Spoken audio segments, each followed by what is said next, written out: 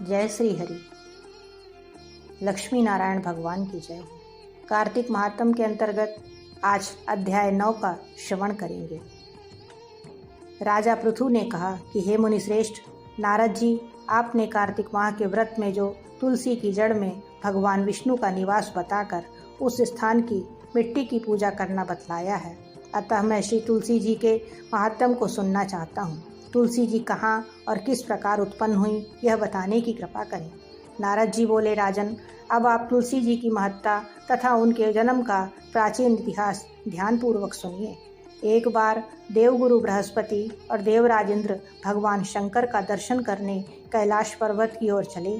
तब भगवान शंकर ने अपने भक्तों की परीक्षा लेने के लिए जटाधारी दिगंबर का रूप धारण कर उन दोनों के मार्ग में अवरोध उत्पन्न किया। यद्यपि वह तेजस्वी, शांत, लंबी भुजा और चौड़ी छाती वाले गौरवर्ण अपने विशाल नेत्रों से युक्त तथा सिर पर जटा धारण किए वैसे ही बैठे थे, तथापि उन भगवान शंकर को ना पहचान कर इंद्र ने उनसे उनका नाम व धाम आदि पूछते हुए कहा कि क्या भगवान शंकर अपने स्थान पर हैं या कहीं गए हुए हैं।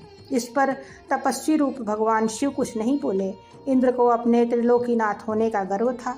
उसी अहंकार के प्रभाव से वह चुप किस तरह रह सकता था। उसने क्रोधित होते हुए उस तपस्वी को घुड़क कर कहा, अरे, मैंने तुझसे कुछ पूछा है और तू उसका उत्तर भी नहीं दे रहा। अभी तुझ पर वज्र का प्रहार करता हूँ, फिर देखता हूँ कि कौन तुझ दुर्मिति की रक्षा करता है।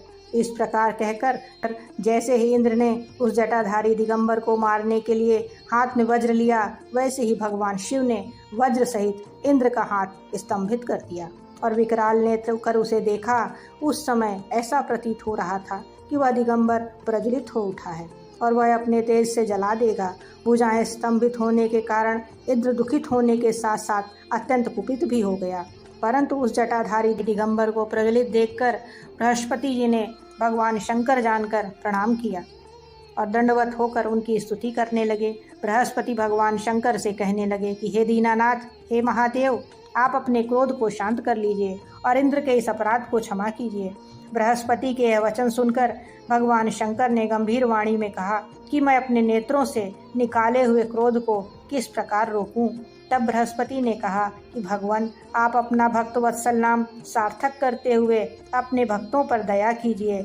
आप अपने इस तेज को अन्यत्र स्थापित कीजिए और इंद्र का उद्धार कीजिए। तब भगवान शंकर गुरु बृहस्पति से बोले, मैं तुम्हारी स्तुति से अत्यंत प्रसन्न हूँ। तुमने इंद्र को जीवन दान दिलवाया है। मुझे विश्वास है कि मेरे नेत्रों की अग्नि अब इंद्र को पीड़ित नहीं करेगी। बृहस्पति से इस प्रकार कहकर भगवान शिव ने अपने मस्तक से निकाले हुए अग्निमय तेज को अपने हाथों में ले लिया और फिर उसे क्षीर सागर में डाल दिया।